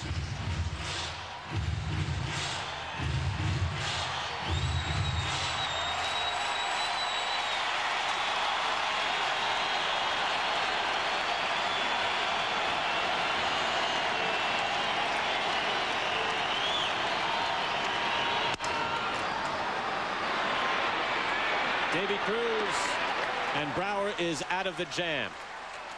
So Brower, with his 89th appearance, gets through it with the Giants up on top by 2. Giovanni Carrera will now pitch for the Dodgers in relief of Mike Venefro. Gave up the home run in the last inning. Jeff Weaver, the starter in this ballgame, pitched well. Brett Maine will now catch. Robin Ventura over at first in place of Almedo Sainz. A normal platoon there anyway. As we go to the top of the 9th and the bottom of the order, but the man who did the early damage, Marquise Grissom, with a 2-out double in the 2nd inning. Made it 2-0 Giants. Still a 2-run lead as we get here to the final inning that is scheduled in this game. Dodgers have come from behind before. Carrera with a sweet little pitch. Well, he's a guy that throws a lot of breaking balls, and Grissom, being a veteran, he knows that. We'd like to see him see a mistake with that breaking ball is what Grissom's looking for. That's not a mistake. That's an outstanding pitch. He was sitting on an off-speed pitch earlier in the ball game. You go back to the 2nd inning. The difference in this, it was a breaking ball down, but when he's looking for it, there's nothing Marquise Grissom cannot hit. He hit it into the gap. 2 runs scored, and that is the difference where we stand now. Brian Dallimore is on deck for the Giants. Pinch hitting. The 0-2 from Carrera. These Giants, as mentioned a few hours ago, Rick, finished ahead of Los Angeles 7 straight years. Made the postseason 3 times in the last 4 years. Barry Bonds and his mates won the pennant in 2002. Came within a few outs of a World Series title. Had a lot of success over the last few years with Dusty Baker and now Felipe Alou. You don't get much argument in the American League when people talk about the Yankees and the Red Sox, that being the best rivalry, but there's people in St. Louis and Chicago that think that rivalry is every bit as good as the Dodgers and the Giants. But 13 times these 2 teams have finished 1st or 2nd in their league or division. Hermanson up, trying to finish the ball game out for the Giants in the bottom of the 9th. Center field, and Steve Finley is there, 1 down. Dustin Hermanson, now the closer for the Giants, as Rob Nen really just never came back. Waiting on Nen for a long time. It'll be Finley, Beltre, and Green, part of the Dodger order to face Dustin Hermanson. Yeah, and after Green will be Robin Ventura, and that's kind of the way Jim Tracy wanted to set it up. He didn't use Ventura as a pinch hitter in the bottom of the 8th inning because he would not have represented the tying run. He hopes that he does that, or maybe even the go-ahead run there in the 9th.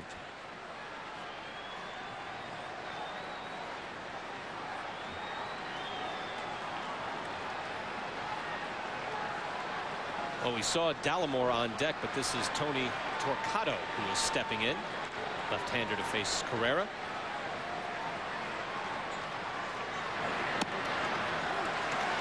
And for a strike. Dodgers, meantime, have had some disappointment over the last few years. They've been reasonably successful. Just one losing season over the last 9, but disappointing, Rick, in that, given the money that they've spent on this team, and that spending advantage that has really translated into just 1 postseason appearance through all those years. At 0 postseason wins. Last postseason, 96. They were swept by the Braves 3-0. So Dodger fans coming here tonight hoping to pop some champagne. Frank McCourt in charge for the first time this year. Yeah, last win in the postseason, Oral Hershiser over the A's in the '88 World Series. Not over yet, Frank. I've seen these guys before. Only 2 runs. Down low, 3-1 to Torquato. A lot of things have changed around here since 1998. New ownership, new manager. They had gone through a lot of managers trying to find the right guy, and I think they've got him now. I'm just shocked that they have not locked up Jim Tracy beyond this year. Last year of his deal. It is a bit surprising. Ripped into center field and a base hit for Torquato. Torquato's really done a nice job since he was recalled on September the 1st. That's his 4th pinch hit now and just 8 at bats. And the Giants go to the top of the order with Ray Durham stepping in. Torquato comes out for a pinch runner. 1 out, and the Giants Now running for Torquato. looking for a little insurance. It's Jason Ellison.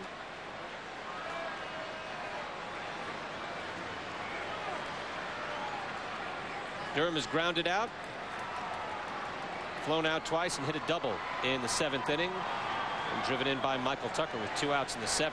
Important insurance run. Big difference, Rick, playing for 1 and playing for 2.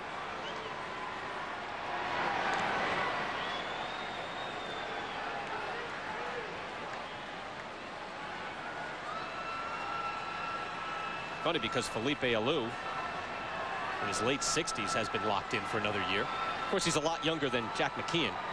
So I guess McKeon's kind of pushing that line. You got to get a long-term deal with a guy 70 years old. The line has moved. I think Felipe Alou deserves a lot of credit too for what's happened with these Giants, how they've just been able to hang around. All of the changes, 3 or 4 times they've had to make adjustments with the starting rotation. Dustin Hermanson was a starter earlier in the year. They put him in the bullpen as a closer.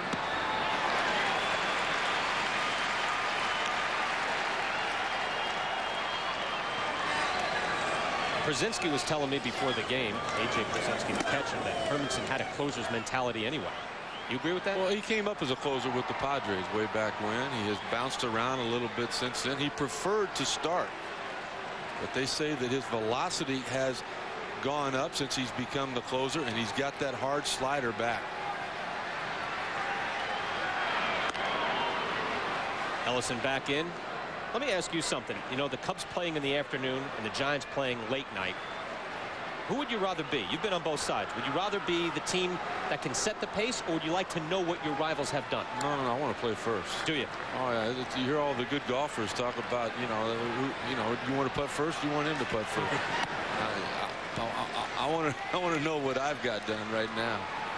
I would figure that it'd be tougher, you know, being in the Giants position. Always, you not only know what the Cubs have done, then you know what the Astros have done. Hasn't translated into anything good for the Cubs, though. Not recently. Plus, Jim Tracy hasn't locked up anything just yet. And the pressure will mount. They lose tonight, and then they might get behind tomorrow afternoon. 2 afternoon games this weekend. Dodgers just need 1 win in this 3-game series to clinch the National League West. Jason Ellison at first. 1 out. Again, top of the order for the Giants. Tucker on deck. 1-1 to Ray Durham.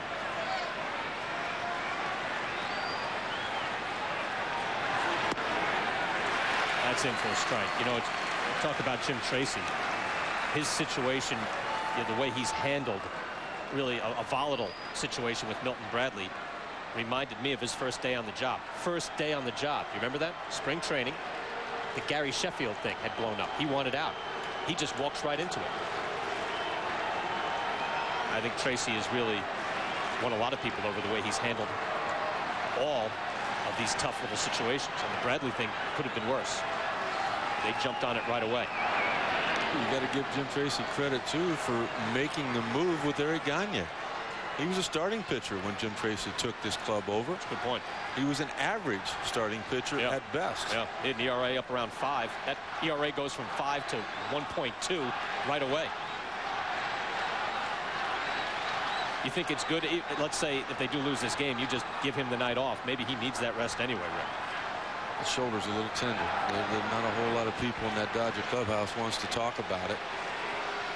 I saw Gagne in the weight room with Barry Bonds before the game today, and he was talking about it. He said that the range of motion is not what it normally is. So there's a real concern there, and a possibility that something is hurt. But he's such a tough guy. I mean, they're not going to do anything with it until the postseason, and hopefully beyond that for the Dodgers if they get there.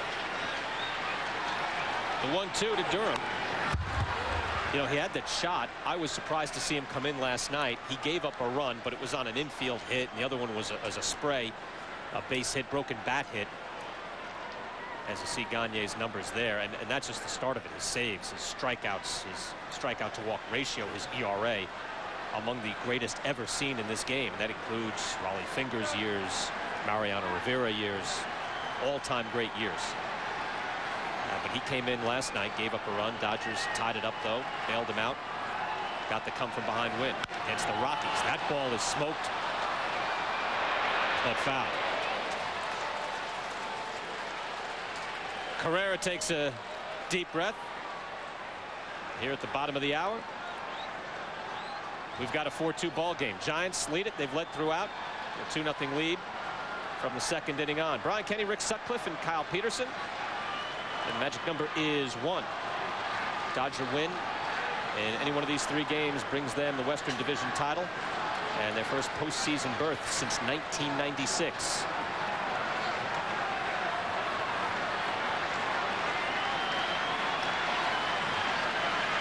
Durham making Carrera work. Ellison making him work. Again, heart of the order due up for the Dodgers in the bottom of the 9th. Finley, Beltre, and Green. Carrera's made more throws to first base than he has to home in this at bat.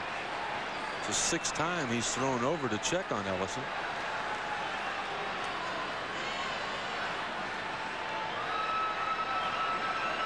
And there he goes. Back up the middle, and it does prevent the double play, and no outs. Throw goes wide from Hernandez, pulling Ventura off the base. So Alou had Ellison running, and it worked out beautifully for the Giants. Well, they stay out of the double play, and watch what Hernandez does here. He kind of makes a little gesture towards second base there, like he was going to go there. Absolutely no play. He knew that, but I think that might have thrown him off more so than it did the base runner there. Ventura not able to stay on the bag. Durham able to avoid the tag, and now you get to the heart of the order here for the Giants.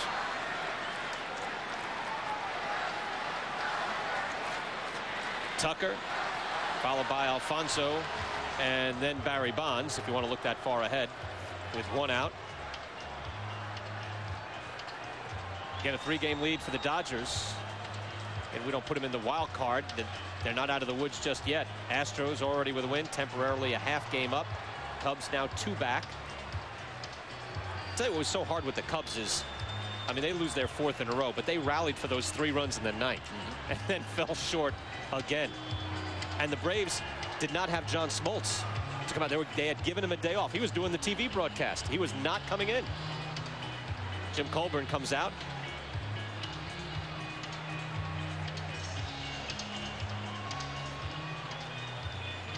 Sports Center coming your way.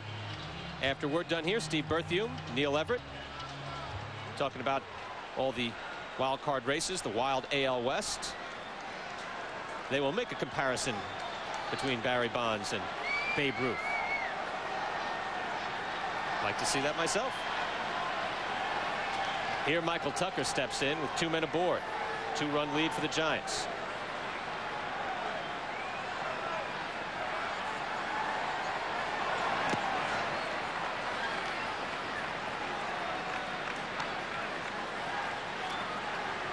Tucker with the big base hit in the 7th. It struck out, walked, and grounded out. But Ray Durham with the 2-out double in the 7th inning, and Tucker drove him in. There's Alfonso. Due up next.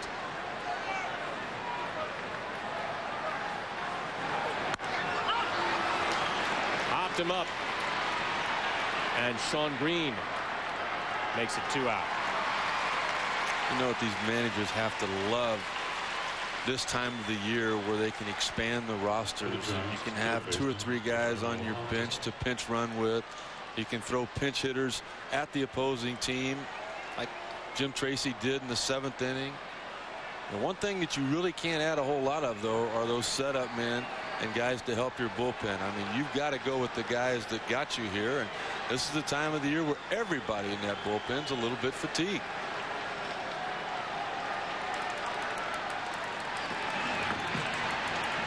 Bonds is on deck, of course. So you've got to get Edgardo Alfonso. 2 outs, 2 on.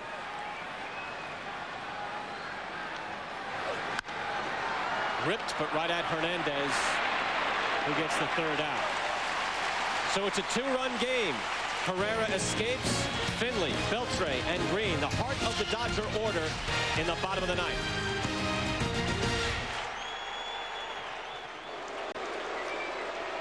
At the bottom of the 9th for the Dodgers, center fielder Steve Finley. Bottom of the 9th. Giants up by 2. And the closer is Dustin Hermanson. He'll face Steve Finley, Adrian Beltre, and Sean Green. Finley, not much success, but Sean Green has hit him well. Dodger fans now expect come-from-behind wins.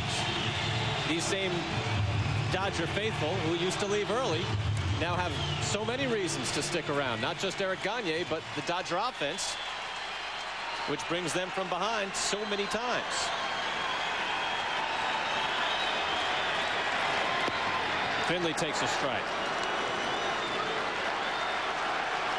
Hermanson eligible to play as he's appealing his suspension, his 3-game suspension by Major League Baseball after he hit Jeff Kent. Again, 52 come-from-behind wins. Number 2 in Major League Baseball. Rick, as you properly pointed out, that could be coming from behind at any point in the game, but the Dodgers have come from behind late before. That won't be deep enough. Marquise Grissom, 1 out.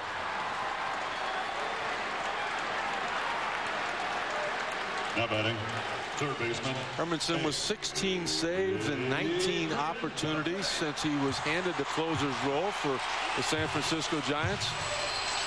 There's no doubt they would not be in this position where they have an opportunity to catch the Dodgers without him, and him being as dominant as he has been in this role. Dodgers have been in first place every single day since July the 7th. I mean, they lose tonight, there's going to be some heat. There's going to be some things said on the radio, some things written in the newspaper, and all of that pressure does not help this young team overcome the Giants, who have dominated the Dodgers the last 7 years. And that big series last week did so much for the Dodgers, taking 2 out of 3, 1-0 to Beltre. Jeff Weaver getting the win on a Sunday, kind of held off San Francisco for this week, and the Dodgers, with their great come-from-behind wins against the Rockies, put themselves in this position where they need just to win one of these 3 games and clinch the division title. The 1-0 to Beltre. Nice pitch by Hermanson. Beltre, again, 0 for 5 yesterday. Had a chance to win it in the bottom of the 10th. Had a man on second with 2 outs and hit a line shot that was grabbed by Aaron Miles of Colorado. But again, he's had some frustrating at-bats. That ball chopped. Cruz off his right leg, and nicely done. Davy Cruz, 2 down.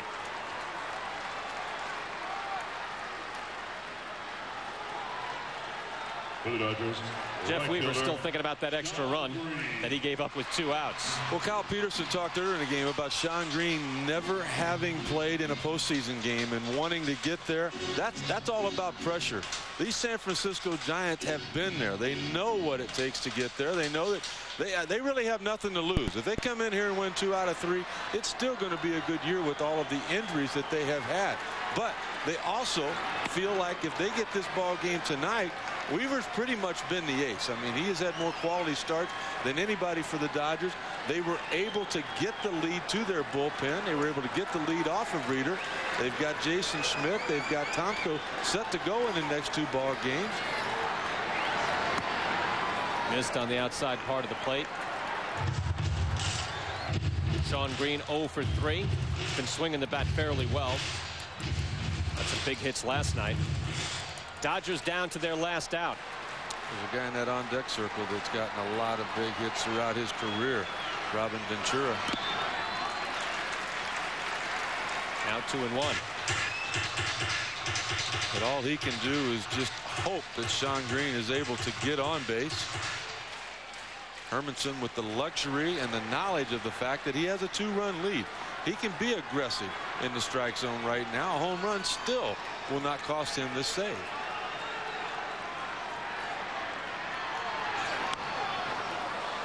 Two and two. It was this duo that sparked the comeback last night against the Rockies. They were down 1-0.